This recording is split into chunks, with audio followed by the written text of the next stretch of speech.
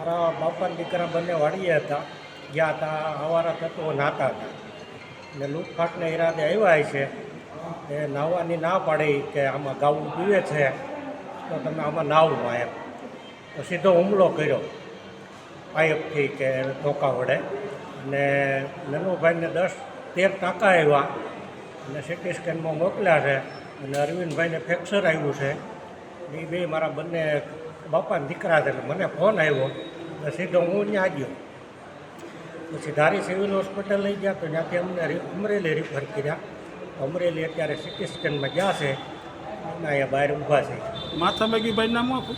માથામાં વાગ્યું નનુભાઈ સમજુભાઈ ભુવા અને હાથમાં વાગ્યું અરવિંદભાઈ સમજુભાઈ ભુવા. બંને સગા ભાઈ છે. હું એમના કાકાનો દીકરો છું. મારો વાળા કેટલા જણા છે?